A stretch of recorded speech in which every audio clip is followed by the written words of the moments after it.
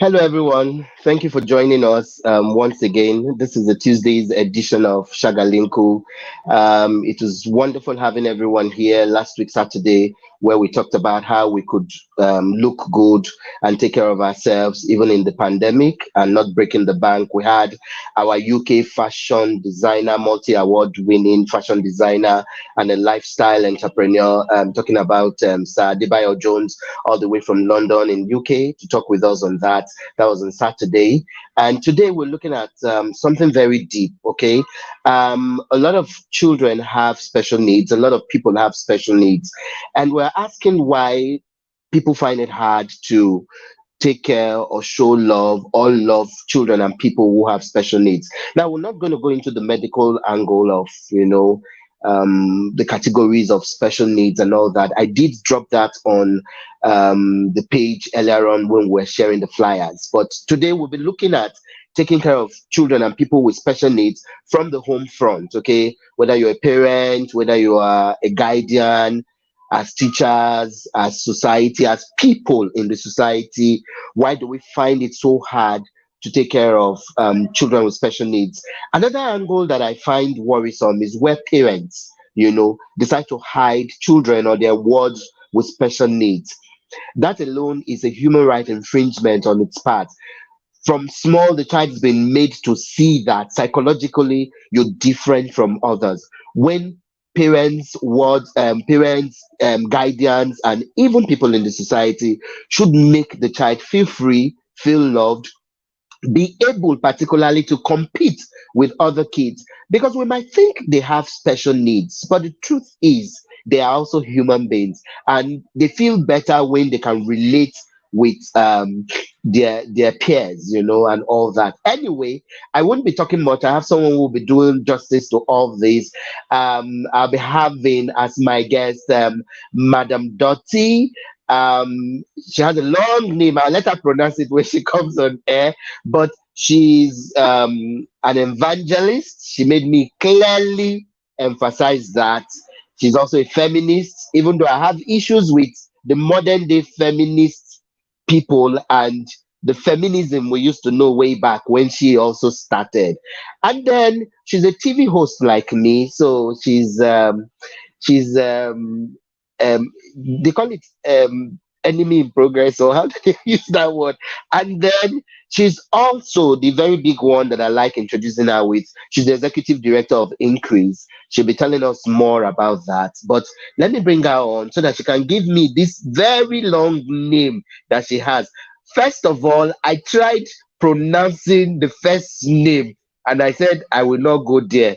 Hello, ma'am. It's good to have you on the show. Welcome to Shagalinku, ma. Hello, how are you? Happy to be with you today. I know we've been planning this for a very long time, so it's a great Honestly. privilege to finally be here. And for all the people following Shagalinku, I hope you're doing fine. Mm. Mama So is the in the name is building. Chesa Milo. But I have said this, then you Just have to give me the cup that you put your camera so I can put my camera on. That's how much you pay.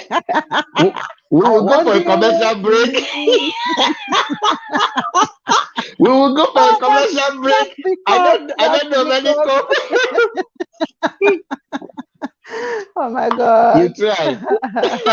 All right. Welcome to the program. Mhm. It's good to Mhm. have you. Yeah. I want to take Thank you very you much. before we go on to talk about, before we talk about how people can take care of children and people with special needs. I want to take you Mhm. through your professional journey. Every Mhm. year you seem to be crowning more into your crown and the cap. For me, sometimes when I see some things you do and I'm like, if mama can't stop doing this, who am I to stop? Because sometimes you get to carried away with life and you want to stop due to a few discouragements or circumstances, but people Mhm. like you encourage us. Mhm. Now let's start with the feminism. How Mhm. do you cope being a feminist? Because in Africa and Nigeria particularly, they see feminists as people who want to break homes, who feel the women should sit on top of the head of the men. It's a perception by a lot of men. But every time I hear you talk Mhm. about feminism, it just gives us the hope that it could just be that there are a few eggs here and there, bad eggs here and there, spoiling the feminism work. Take us through your short journey into feminism, and we'll come to the evangelism side and the TV side, and particularly increase. Yeah. I like to describe myself as a feminist. It's a huge identity for me. And when I look back to my childhood and growing up, the things I did in school, including those that parents didn't know I was doing, um, I know that I have always been a radical feminist. I have always been that person who loves to challenge the status quo. I have always loved to be that person who would look out for where there are injustices and look for solutions for those who are suffering those injustices. And I didn't do anything institutional until 1995 when I joined the non-governmental organization.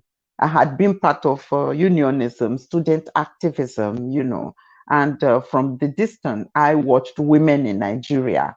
And I thought, well, let's see how it goes, because at that time the focus was women liberation, and it just didn't tally well with how I felt within me.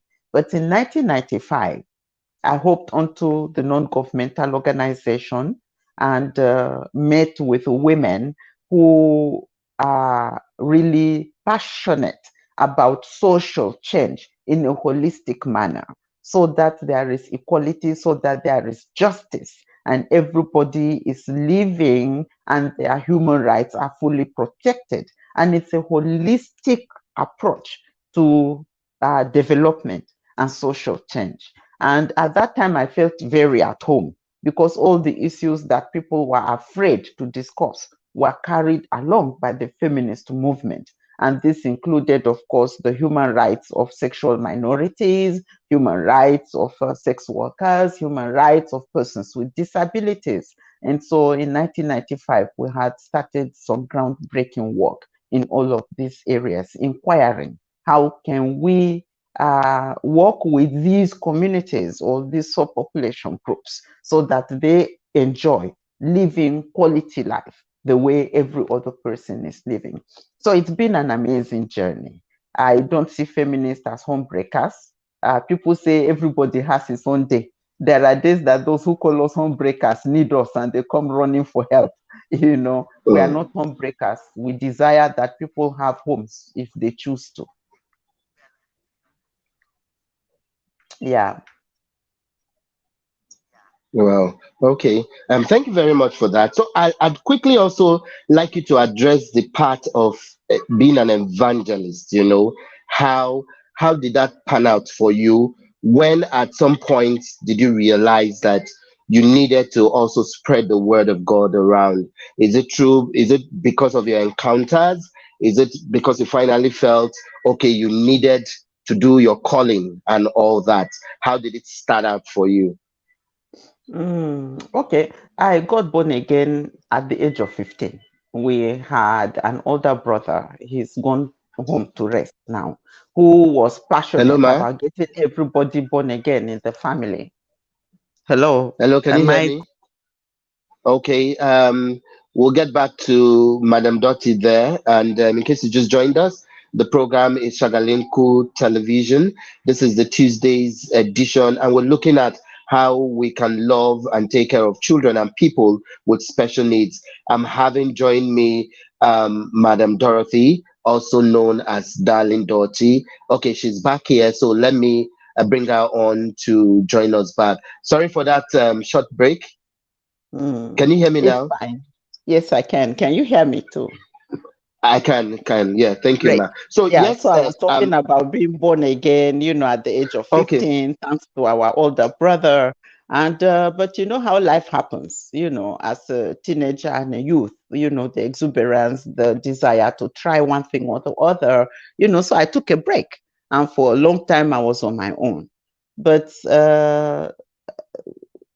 about 12 years ago, I met a pastor who said he was introducing me to the Holy Ghost School. And that was fascinating. And so that was rediscovering a way of getting born again that is different from the normal trend. Because in this instance, there is emphasis on a personal relationship with God and not having to pass through any other channel, but having a direct connection. And then, of course, a lot of spiritual growth activities and a lot of resource materials to read, and the peace that overwhelmed me, the joy that overflowed me. I couldn't just keep that to myself.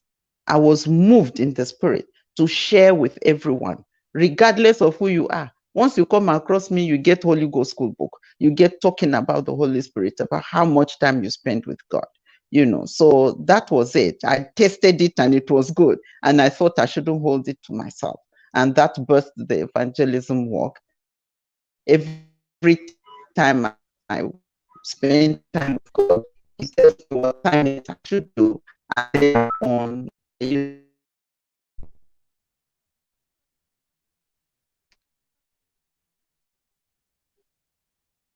yeah. Okay.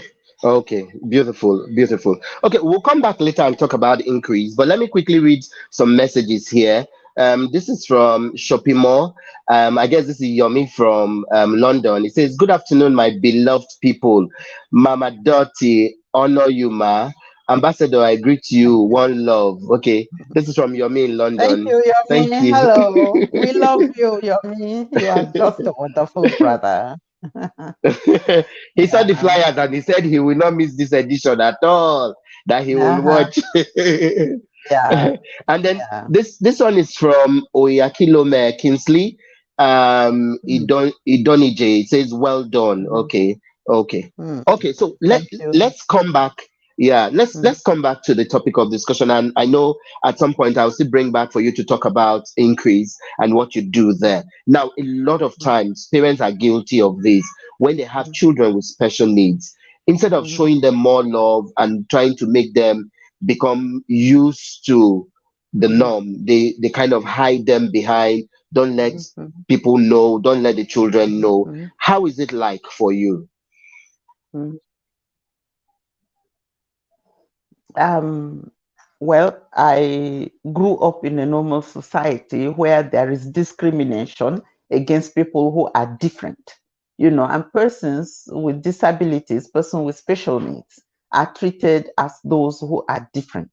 In 1995, I had the opportunity in 96 to do a survey, around Lagos on the sexual and reproductive health needs of young people with special needs. And that opened my eyes, to see the extensive injustice that we were doing to this special population. People thought that a girl who had a challenge, maybe she suffered from polio, she's limping, or she had a spinal cord injury and she's in a wheelchair. And people think, oh, she's so overwhelmed with that, that she doesn't have any sexual feelings and she should just be blinded to her physical development needs and so on. And I discovered that it is not so. They still have hormonal feelings just like other young people do. And there were people I met, young men who were engaged, and then they had catastrophe befell them, and they suffered a disability that was irreversible. And then the partners left them. There were also women like that who had been abandoned by boyfriends, by fiancés, and I felt that that wasn't fair. And then the entire society, the way we make our constructions, we do not make available facilities for people on wheelchair to have access to classrooms, to healthcare facilities, to churches. It's a whole area of discrimination, like every aspect of life. How do we expect somebody who is visually impaired to have access to the kind of markets that we have? It was such a challenge. And I actually met a young man who said he was doing a 15-year-old girl favor because she was visually impaired by having sex with her. So he thought he was doing her a service. And he said, I thought I was doing her a favor. After all, who is going to want a blind girl? But there he was, he wanted the blind girl, you know. So these were the things that I met at the point that I joined institutional activism. And then years down the line, 13 years ago, I gave birth to a child who is a child with special needs. He was born with Down syndrome. He had 2 holes in the heart. And one of those holes was fatal. It was going to kill him. Fortunately, we were able to get him a heart surgery at 7 months. And I was told that some of the impact of having left that condition on was going to result in some challenges, physical challenges, cognitive challenges, and so on. And I was told that, he won't develop the same way other kids develop. He won't talk the way other people talked. He's not going to walk the age other people walk. He's not going to do well in school. He's not going to grow big. There were all sorts of very disheartening predictions about my sweet little baby boy, but I thank God that I met a pediatrician who understood my kind of vibe, because I was not the kind to start hiding that child. I had people who would advise me, when you are going to village, please don't carry this boy. When you are going here, I said, the more reason why I will carry this boy.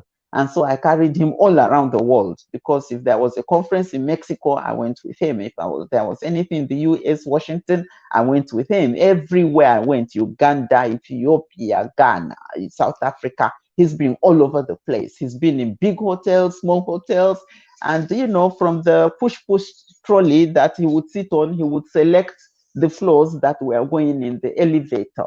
So I realized at that point that if we gave them exposure, if we gave them the right kind of support, if we just invest of ourselves in them and show them love, they can also amount to people who can make impact in the world.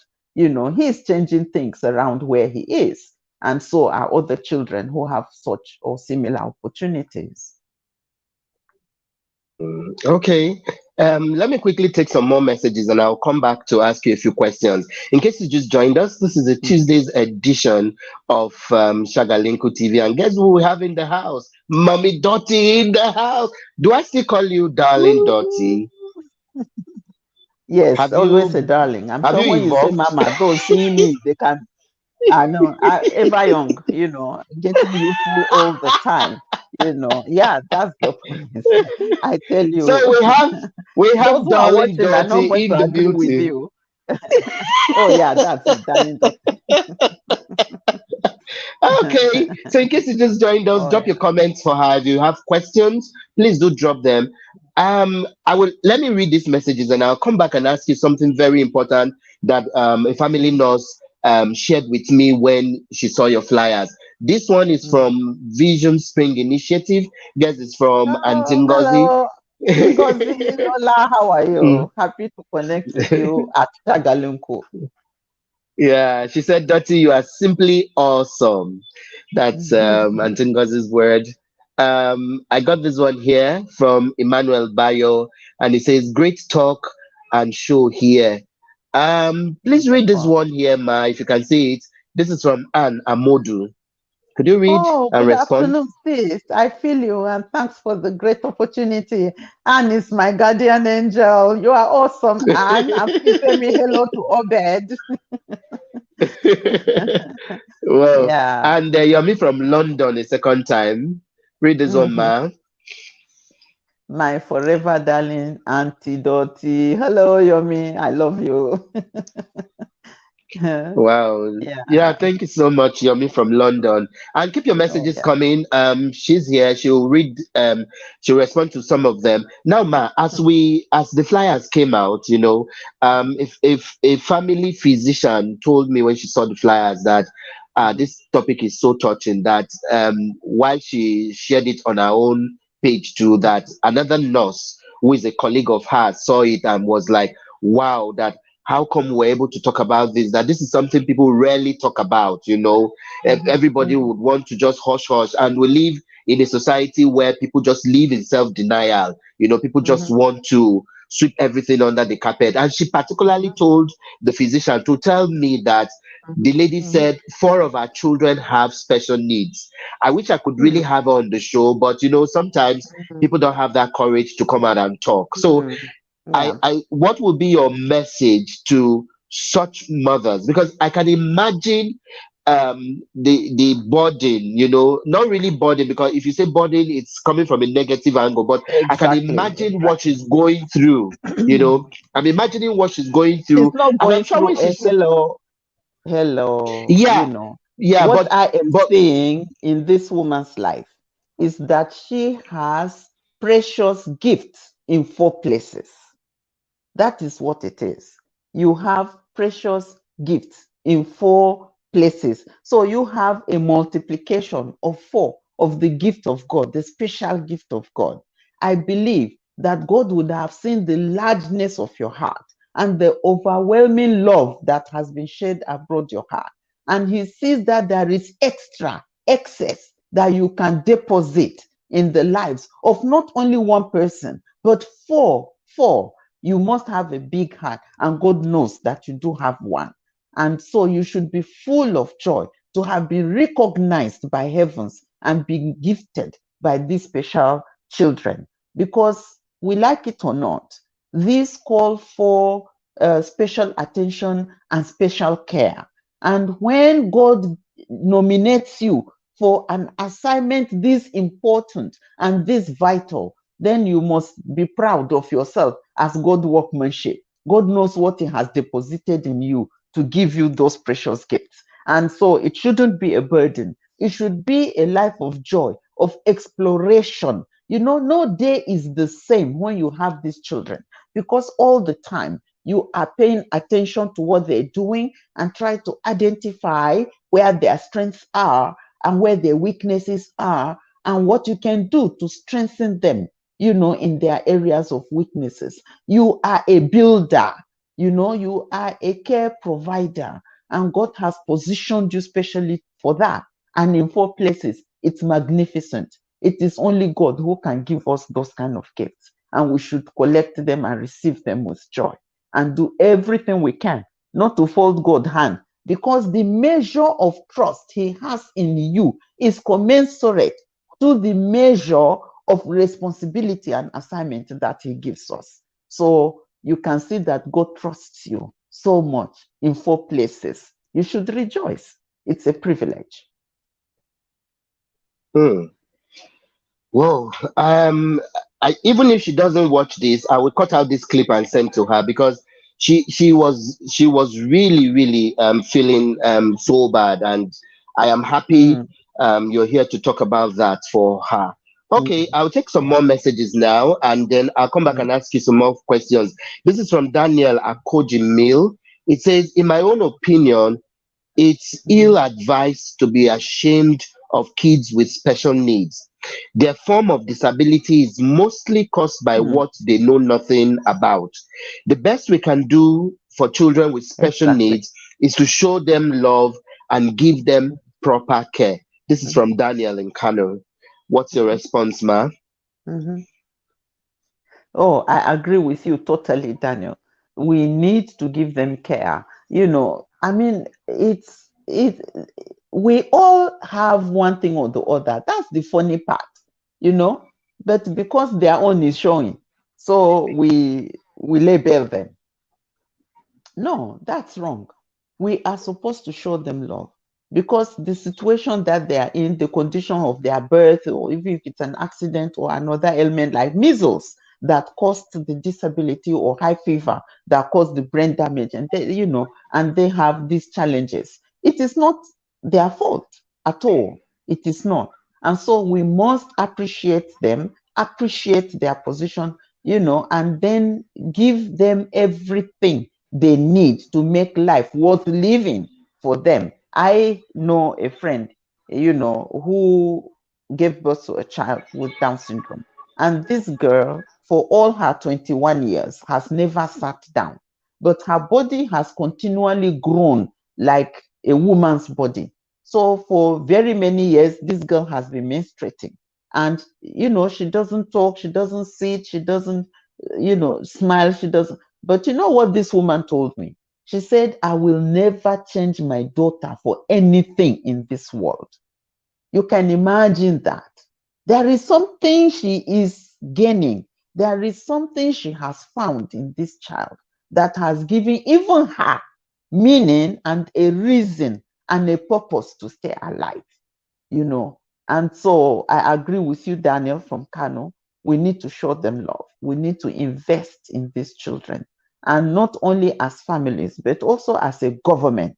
You know, we know countries that don't even have the fear of God as we claim to have in Nigeria, but they put things in place to make sure that parents and children who have challenges, you know, get ease in catering for these children. They are supported all the way through by the government. In Nigeria, that is not the case. And it's such a shame if we say we are a godly people and we do not put in place all the services that are required by children with special needs, then our love for God, our claim that we know God is just a lip service, you know, where I come from. The Bible says they only say, Lord, Lord, with their mouth, but their hearts are far away from me. That is the situation that policymakers are in for as long as they continue to live their lives forgetting that they should put measures in place for people with disabilities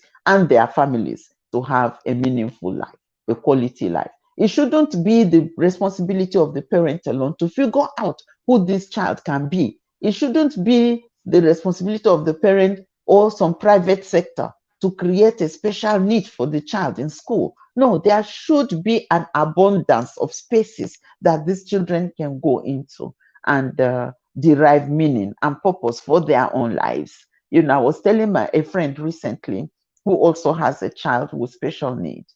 And I told her, I said, I see Adele married. And recently, God just flashed that marriage to me. And he's a Christian girl, very fine girl, somewhere that God is preparing for him. And then the challenge of what are you doing to prepare him to be a husband, you know, was flashed to me. And I woke up and I said, hey, true, I'm getting cold. I really need to pursue something. And right now we are packaging something for Adele, and it's going to break barriers. And I'm sure you'll be there to rejoice with us when we start to give testimony, because Shagalinku is also part of the plan. Eh? Thank you very much for trusting and believing in that dream and working with us on it. Wow, wow. Thank you very much.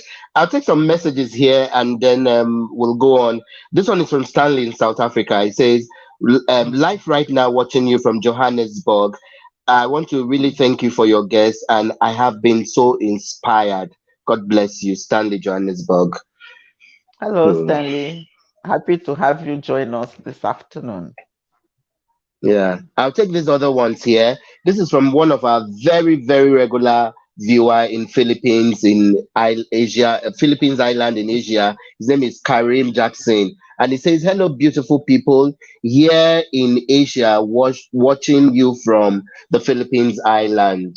Mama, over to Oh, you. hello from Philippines. You know, oh, that's Yeah. wonderful. Happy to have you join us. And it shows that we are really, you know, a globalized village. You know, we are sitting Mm, in our various locations and we are rubbing minds together on how to make this world a better place for children with special needs and, you know, for their loved ones as well. So we yeah. rejoice that you have keyed in and you know, have shared this love with us this afternoon from South Africa, Philippines, London, everywhere from where you are joining us. We appreciate. Mm. Thank you. And this other one is from Dr. Nana Kwame Leroy. He's a Black American living in the United States of America. And it says great information. He's so Mm, amazed mm. by some of the things you're talking about. Dr. Nana is another very, very constant Oh yeah. viewer from the United States of America. Thank you so much, Dr. Nana. Yeah. Okay, ma. Let me ask this again. A lot of times, Mm, what do you think? As I know there's a debate. Some people feel there should be a special needs school.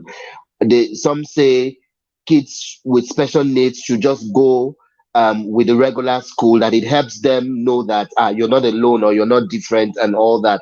That when you say special needs school already, you already stigmatizing and segregating them. Reinforcing the It's still discrimination. debatable. Exactly. So why do you think some people feel um, kids with special needs should go to special school, or why do you feel people who support that they should be in the normal setting of school should thrive? What do you think? What's your view? Well, when I started this journey with my son, I had to do a lot of investigation and survey here and there to see what was happening in, more developed countries than where I am. And I discovered that, the disabilities come in grades, and there are some categories that, may not be able to even go to school. So they'll be getting home care and the rest. And then there should be specialized persons who can go and provide that care. But for those that are able to move around and mix with other people, it is best if they are given opportunity to be with children their age who don't have any challenges that we can call special needs or categorize as special needs. And so for my son, from the onset, I looked for a school for him where everybody goes, regular children. And because he's regular too, by the way. And so I noticed that it challenged him and spurred him on. The first day he saw a child running, you need to see the way his eyes popped and lit up. Like, what did I just see? Because in his mind, he'd never understood or even known that there is something called running. He's still struggling to walk, and here's this girl, Pim, she's gone, Pim, she's back, and that, for the first time, he stood up and he attempted to run. And I said to myself, yes, this is what happens when children go to school with other kids. They get encouraged by the behavior of the other kids and they learn. It makes their development faster. But the learning is not only one way, it's both ways. Because those children also learn that there are people who are different. But the fact that they are different does not mean that they are less human than they are. And so they surround them with love. So Adele goes to school, you think that is one president that is entering the compound. Everybody is going, Adele, this one is carrying bag, this one is carrying his lunch box, and they are helping him sort things. So they are already growing up, understanding that they need to lend a hand to someone who needs to be supported. They help with his lunchbox, they help with his books, and sometimes even with his writing. And that is very wonderful. So the learning goes both ways. Now, when these kids graduate and they occupy a policy-making position, they are going to remember that they had a classmate, Adele, who was a child born with Down syndrome, that if you showed him love and you gave him the right kind of care, he was able to cope in school like other kids do. That was the process. He had to learn how to sit still. The fact that you don't just talk and disrupt people. There is a time to talk. There is a time to play. There is assembly ground and people stand in line and people march in order. He picked all those things up. He would not have been able to get them if he didn't go to school where other kids are. And then he comes home, he uses all the character toys that he has, put them in assembly, put them in a classroom, and begins to mimic what happened in school. And that has caused his development to, grow in huge strides and has lessened the, work for us at home. So it's very, very important for us to have them. When we don't allow them mix in school, then they are mixing in hospital, mixing in church, mixing in other places, then what sense does it make? This thing is not contagious, so don't be afraid that your children will get it. No, it is not contagious. And there are people who think it is, but it is not. I've seen children with epilepsy and they are treated differently in the school and stigmatized, and they don't have friends. That is a shame. We should be able to break those Barriers and stigmatization. barriers, those stigma, that children are growing up with. The teachers should take it seriously. And there should be an award. This is what I started in every school Adele attended, the Disability Friendly Child of School Award. So every time they are doing gift day, there is a small gift for someone who has distinguished himself or herself by providing care to a child with special needs. Beautiful one. Thank you so much, ma'am.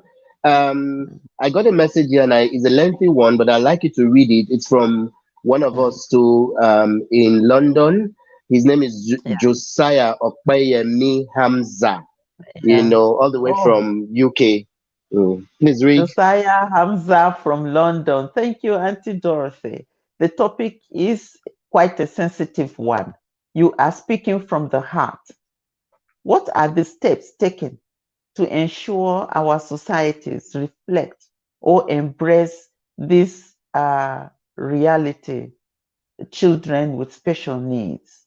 How can we see beyond their special or physical inability? So he's asking a question on what are we doing to ensure that the society changes and begins to embrace people with special needs and treat them as equals. You know, we've been working in terms of advocacy, encouraging policymakers to come up with policies that are disability friendly. And so we've seen instances where, you know, public spaces are beginning to build rafts, you know, so that persons on wheelchair can have access. There are lifts or elevators in buildings where in the airports, for example, persons with disabilities just enter with their wheelchair and they move from one floor to the other. There are a few schools here and there, you know, for people who are visually impaired or who have speech impairment, but those are not, you know, adequate. And children in rural areas do not have access to those facilities. So we need to do more in that regard. And then we need to give parents education. Are you a parent to be? Have you been taught on how to observe your child when the child is born and what to do? Should there be anything you observe that doesn't look to you like the normal development in a child? There are people who have carried children for a year and they didn't even know that these children had a challenge, you know, and that by that 1 year, children have missed out on so much before they begin to look for help. We are also beginning to showcase children with special needs as role models so that other parents can see and know that you don't need to hide these children in the room. And when visitors come, they don't even know somebody like that is there. And so they are just growing like animals in the backyard. So when they make strange noises, you are wondering why they are making strange noises. They will make strange noises because you've relegated them to the background. You've not brought them out to mingle with the rest human beings to learn how to make words, how to form words. And in case they can't even form words, learn the sign language on how they can, you know, communicate effectively.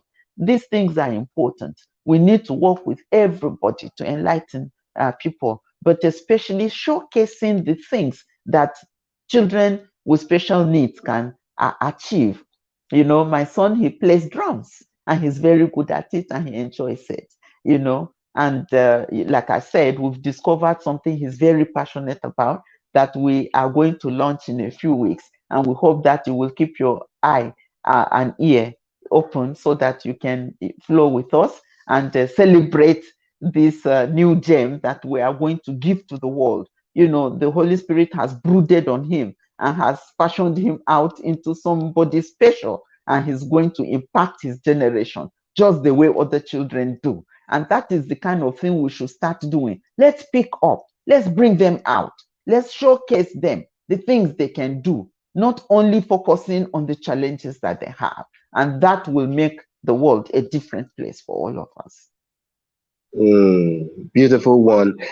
Josiah Akpayami, I hope you got that clearance from Mama, from darling daughter. She said I should not call her Darling Mama Dottie. again.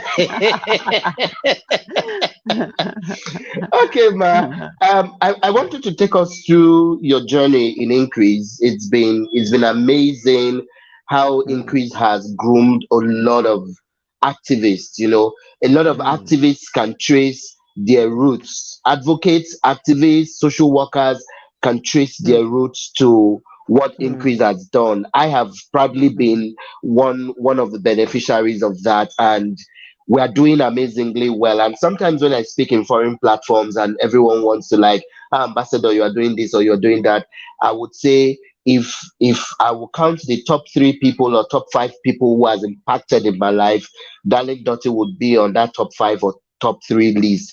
And that's the testimony of virtually all of us who are doing amazingly well now. In those years when you were grooming us and training us, we really didn't see this coming, you know. It was, yeah, we had the passion, we just wanted to make a change in the society, but we never knew we would be where we are today, doing amazing things and touching the lives of people in spite of the challenges, you know, because in Nigeria and in Africa, there's so much impediment. You're doing so well to make a change. It's like one step forward, 50 steps backwards. But in all of this, we will still be thankful and grateful that we're still pushing on and all that. Take us through what you've been doing in Increase and how has the journey been for you? Yeah, I think first of all, I like to share. I don't like to keep knowledge to myself. I've always loved to be a teacher. And for me, teacher was beyond learning to read and write. It was sharing, you know, including my personal experiences. And so my mother knew that I would sit and talk and talk and talk. And she used to worry that I talk too much. But all that talk was just seeking to share my experiences with people. And that's how I've always been. And of course, she's grown to appreciate that now. She understands it better now. So that is the model upon which Increase was built, you know, a model that seeks to share.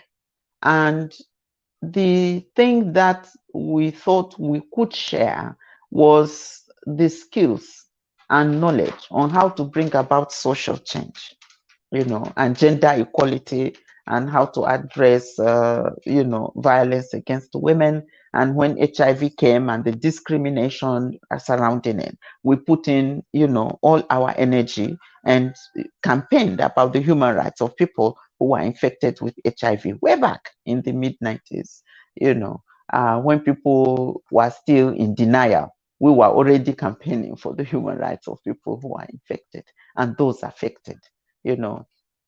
And so the simplest way that that could have been done was to do it by mentoring other people through. And there is a grace that I have been given. And that grace is seeing every experience in my life as a seed. And that seed is supposed to be planted, you know, so that it can germinate here and there. So every experience has been translated into one project or the other. You know, in the 90s, when I did the survey on sexual pleasure in women, it was because in the university days, we used to sit and have conversation with our mates who are married, you know, and they would complain about the fact that they thought sex was a big deal, but then finally it's not. And then they had the feeling like there was something more to it, but they just weren't getting there. And so with my curiosity, I did a survey on sexual pleasure in women, and I wanted to harvest knowledge, attitude, and practices that surrounded it. And, you know, this research was disseminated around the world, you know. So that is the kind of thing I'm talking about. When you have this experience and you begin to unpack it into an intervention that can benefit people, you know. So I had very good mentors. I had unique opportunities to be connected with great women like Professor Pedro Lukoya, like Professor Bene Madunagu, like Dr. Aisha Imam, and Cindy Medago. You know, these were fantastic women, and they didn't hold back at all in terms of the knowledge and the skill that they transferred into me. Okay, and I know that I spent a lot of time in the library, you know, devouring books to build myself up, you know, in all of these areas. So I didn't also think that we should be limited in the scope of our work. And that is why we have impacted on diverse lives, you know, in terms of movement building. I tell you, Ambassador, I myself am surprised sometimes when I see how far this effort has taken some of the people who have benefited, because I didn't start out imagining at all that there was going to be that kind of groundbreaking in the work that I was doing. And so we have opportunities to work in the area of sexual health, reproductive health, movement building, institutionalization of NGOs. We helped some NGOs to even, get a name, define objectives and strategies. We did all of that. And it's amazing to see how these have sprouted out across not only Nigeria, but across the universe, because there are people who pass through Increase that are in London, that are in the US, that are in Belgium, France, in South Africa, Ghana. It's all over the place. And it is really amazing to see how well every one of you is doing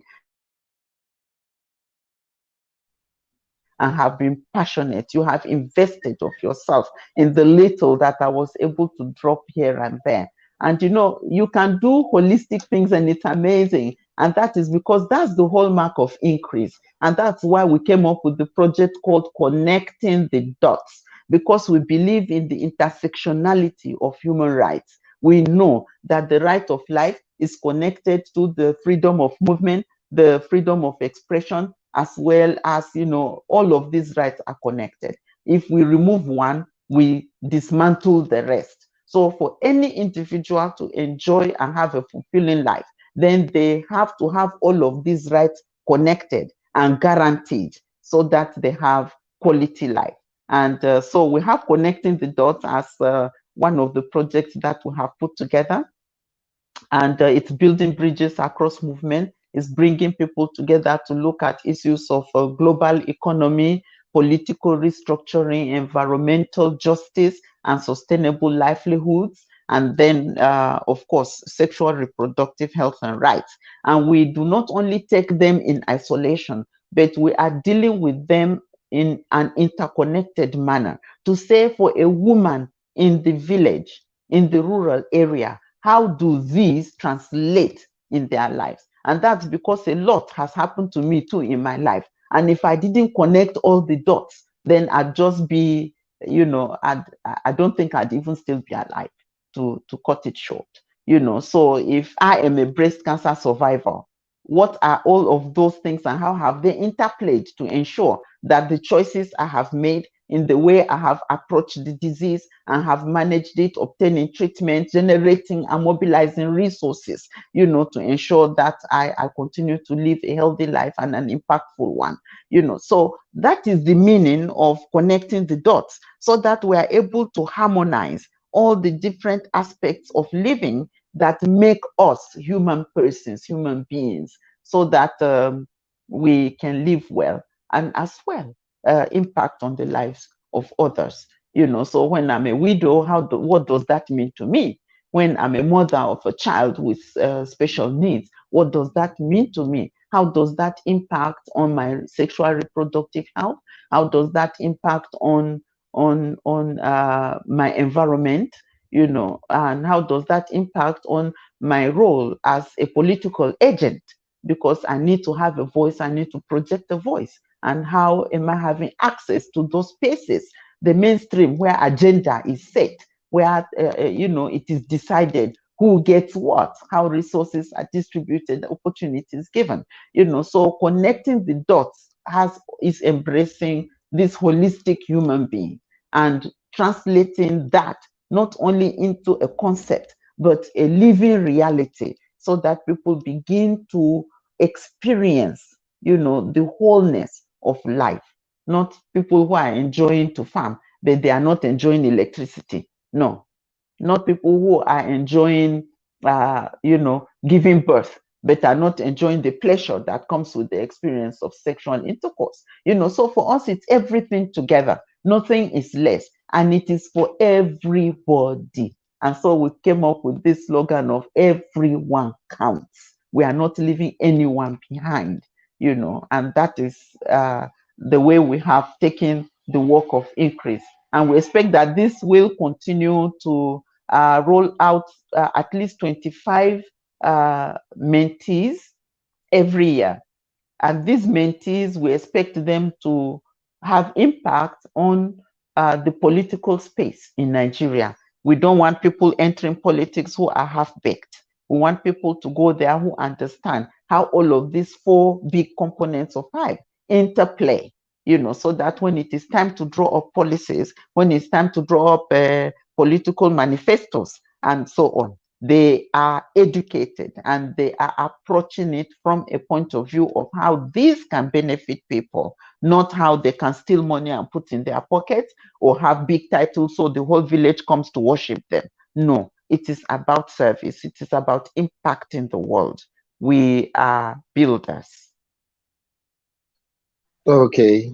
Thank you so much, Ma. I have so many questions I would have loved to ask, but time is really not our friend when you're having a sweet time just sitting here and learning so much from you. It's amazing. But I'd like you to take us through just one more question that I'll ask.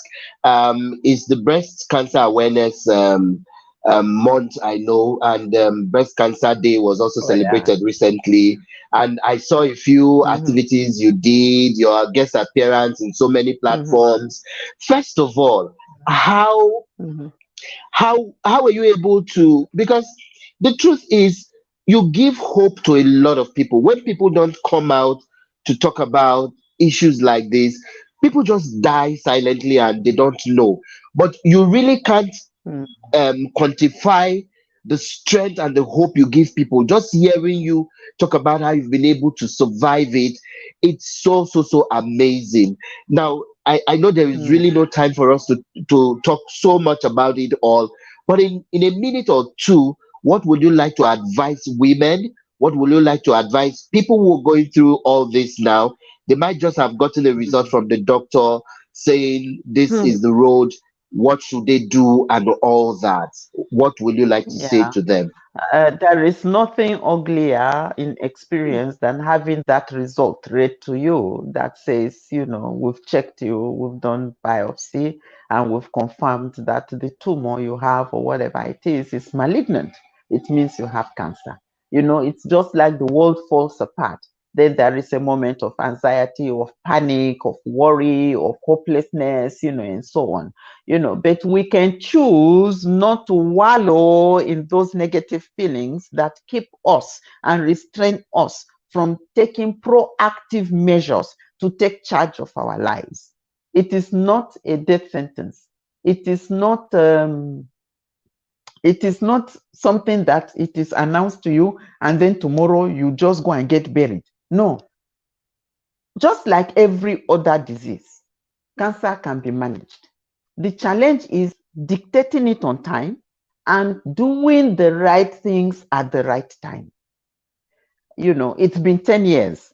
I will tell you there are still worries along the way because they will tell you that the fact that you've had cancer before means you can always develop another cancer. They call it secondary cancers. So you can imagine living your life all the time with that knowledge hanging over your head that says because you've had breast cancer before, careful, you may get liver cancer, you may get lung cancer, you may get. So when you approach every healthcare facility, they are looking at you from that history.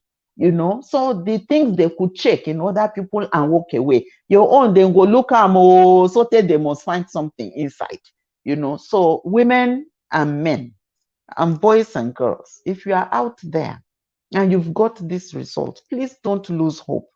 You are human. You will experience that panic. You will experience that anxiety. You will experience that fear and that hopelessness, but don't let it overtake you.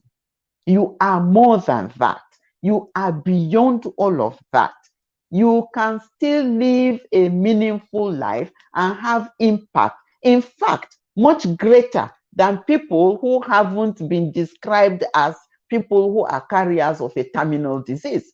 They don't know how to live their lives circumspectly. They don't know how to count and value their days. We do, and we know how to live and make meaning of every minute and every second. We are accountable for our time, and we are, because we will do checkup every 6 months, every year. They will tell us our cholesterol level, our sugar level. There are people who are walking the streets who have never volunteered to go for a medical checkup. They are walking around with fatty liver. they have things in their lungs they are ignorant about until that thing hits them. And then they are lying in bed. We are not like that. So we are special. We are people that have been engraced by a special opportunity to see ahead of time and take proactive measures. So don't allow yourself to be overwhelmed. This is not the end of life. It's the beginning of a new one. Those of you who are looking at me, I'm sure you have no doubt that I am really on top of my game. It does come with its own challenges. But like I said, don't let those challenges weigh you down. What you need is your life competency skills. How resilient are you in person? Can you weather storms? Are you that kind of person who is a problem solver, a solution founder, who never gives up? Then there is hope for you. And if you don't have these competency skills, please get in touch with Shagalinko. Emma here has capacity in psychosocial service provision and counseling, and we have done that with many people around the country. And they are able to build your life competency skills such that every mountain that comes, you can beat it down and it can become a valley to you. So take it in good faith, take it as a seed, and take it that the glory that will come out of that experience is by far exceedingly greater than the experience that you are having. Open your mouth, speak to people as you are going through your experience, share with people, let them know what is happening to you, what steps you're taking, how you are feeling. Those are learning moments for other people who come in touch with you. You don't need a classroom. Whoever comes to greet you, educate them. This is what happened though, so that tomorrow, if it is someone or themselves, they know what to do and what to expect. Okay, I won't let you go without talking about your love for dogs. I saw some of your amazing, Oh, amazing dogs. And if I had a oh good space yeah. in my house, I would have come to see one of those beautiful dogs. Those dogs are so pampered. They are so, when you look at Oh. them, you can see the love that darling daughter has given them. I am jealous. How do you do it? Oh, There's I one don't know. ash one. You know, There's one ash oh color yeah. one that one is Sisi Clara. I don't know, just one ash colored dog in the mist. Yes, she she is a Caucasian. She is Oh, 2 months plus. She's still a puppy. hmm. But she's so Okay. beautiful. She's so gorgeous. A friend of mine gave her to me, and we also love her. And she is so brilliant and intelligent. I just started off, wanting dogs for security reasons because people attempted breaking into my house up to 3 times. And a friend Hmm. told me, he said, get 2 police dog put there. Nobody go come near your house. And true, I can't put 2 police dog. Nobody they come. But by the time they are there, you begin to study them. Then you begin to realize that these things, they get sense, so they get emotional. If you love them, they love you back. They can so miss you when you travel. When you come back, they are excited and they are happy. So from 2 dogs to 3 dogs to the point that there were 15 in my house. So I am just in love with my boer bulls and my Rottweilers, and more recently, my Caucasian Sisi Clara, as you called her. She's so pretty. I agree with you. Uh, from And the way people she wonder, looked, I'm like, this one, this one, na Sisi Clara on her own. She likes herself a lot. yeah. And I'm sure you've seen Hazard. Hazard is a male boer bull. He's an alpha male. He Hmm. has attitude. He can decide to keep malice with all of us the whole day if we do something that he's not happy about. And then we have to pet him, cajole him, bribe him with bone, and then he will forgive us tomorrow. Yeah, and it's just fantastic having them there. I just love and Hmm. love and love spending time with them. If I enter the house, I sit around where they are, I interact with them, I hug them, Hmm. rub their head. They like it when I caress their head, their neck. They, Hmm. they enjoy it a Hmm. lot. They know mama is Wow. back. Yeah, that's Wow. a passion and I like it. I think we all should have Wow. that because it's a good outlet True. for us, when we love Hmm. and we care. And there are people who do gardening. I plant trees, and I like them from when they are seedlings, because I like to just put myself out into plants and into animals. So you can decide too what you want, to pour your emotions into. And it's very helpful. I tell you, for me, it's been very therapeutic. And I hope that when you are able to keep a puppy, I promise you, Kabari, I will give you one free. Thank you so much, Ma. I wish I could just go on and on and on, but Oh finally, yeah, who oh would you yeah. like? Who would you like to? What are the people you'd like to send your greetings to? Organizations that have been partnering with you, people who have been supporting you, your staff, your team. Who would you like to give your shout outs to? You have 2 minutes to do all that and just greet and Oh, felicitate with 2 minutes. organizations That's and people very, you want yeah, to. that's wonderful. Let me start, of course, with the mentors that I mentioned earlier. Professor Olukoya, Professor Benemadunagu, Dr. Aisha Imam. I appreciate what you invested in me. And I just hope that I have made you all proud. I really do hope so. I want to appreciate, posthumously, Professor Oshotimei. I appreciate Mr. Mike Ebo, Professor Bolanle Awe. These are very great people who at one point or the other took part in training me. I appreciate also Dr. Ahonsi, Dr. Fayemi Kayode. They are mentors in their own right. Those are the ones who really put the human rights in the center of the things that I do. And they were willing to support the broad definition that I came with in terms of intervention on issues of sexual reproductive health and rights. Oludare Odumoye, I do miss you. You are with the Lord and you are resting, and we appreciate that. We miss you a lot. We still celebrate the mark that you made in bringing about programming for people who have alternative gender and sexual lifestyles. You did very well. You were a pace setter, and your mark is still there for all to see. Ngozi, my sister, Stella Iwago, Ndodeye, Ajao, Toyin, Joseph, Sowedo. Uh, there's just a whole lot of people that I have worked with, and they started off as mentees, Victor Obodo, but they have grown up and they are very big authorities too in the field, and they are the ones who are always there to support me. I want to thank Helena Iko. She was the very first program officer at Increase, and she gave it 8 beautiful years. I thank Uncle Tony. Tony is magnificent. He's all weather. He has been able to tolerate me with all the excess and extreme, demands that I place as we do this job. Program persons like Chinwe, Juliet, Grace.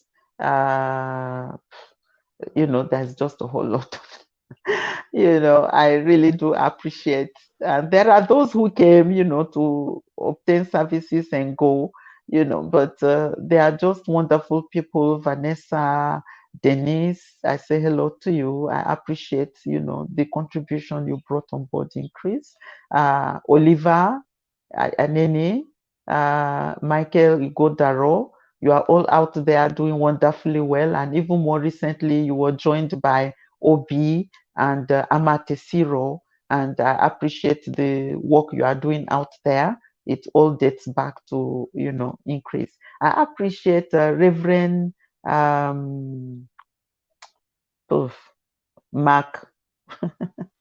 Jide Okay, Macaulay, yes, Reverend Jide Macaulay, House of Rainbow House of is what, Rainbow. Yeah. first came to my head.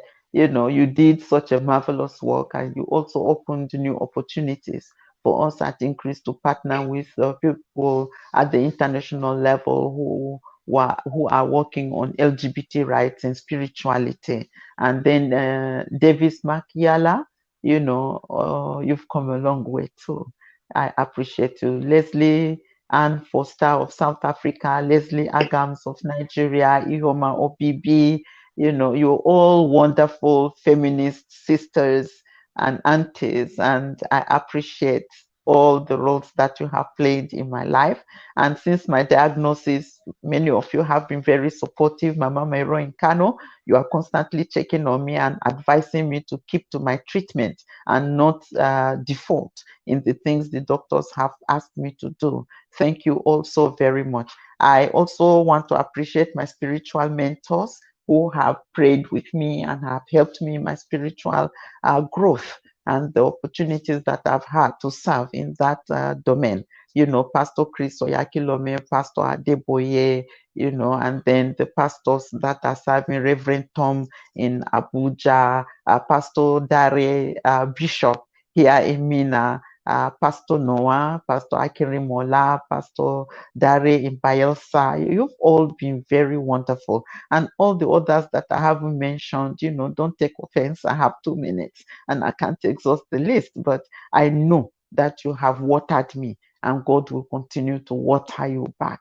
I want to appreciate my family. I've been a radical, a very stubborn child, and a stubborn sister, auntie, and, but they've been able to tolerate and live with me and, still support me even when I'm breaking and bruising their hearts. I love them all. Grandmommy, I love you. My older brothers, the younger brother, and the only sister I have, Beatrice. I so, so, so love you. God bless you all. Wow, wow. Thank you very much, ma'am. And yes, thank you all for finding time to join us. Some messages came in while we're on, but I'll just wrap up with them. This is from Queen Acapella. Mbanusi. It says, I love you so very much, madam.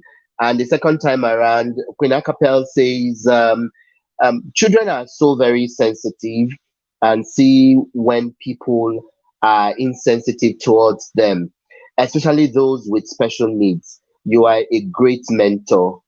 Thank you so very much for doing justice to the topic of discourse on Shagalinku TV today. We love you more. Yeah, from Queen Acapel. Thank you very much. Well, time says we should go. It's been really, really amazing. I want to thank my guest, darling Dorothy, for being there to share her story, to even talk about her, being with her son who has special needs. And you can see it's such an amazing time. So, yeah, if you have children or have people with special needs, please show them some love and do take care of them. Yeah, you never can tell which of your children will make you proud. Just bring in the fame, the fortune, and all that. So thank you so much, ma'am. And I'm sure we will have you again for a part two where we could talk. It's always wonderful talking with Darling Dottie. Okay, people, so this is the size of the program for our Tuesday's edition.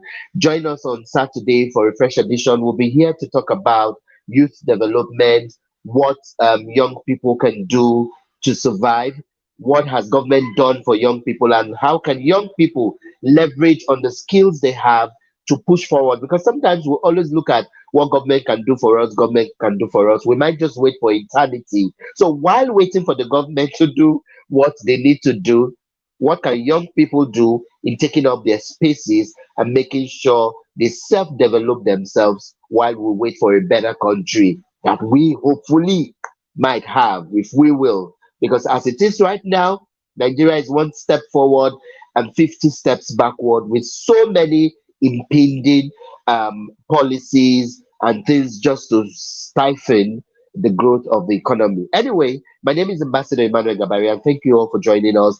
Do like our social media pages on Facebook, on YouTube, on Instagram, on Twitter. It is at Shagalinko TV.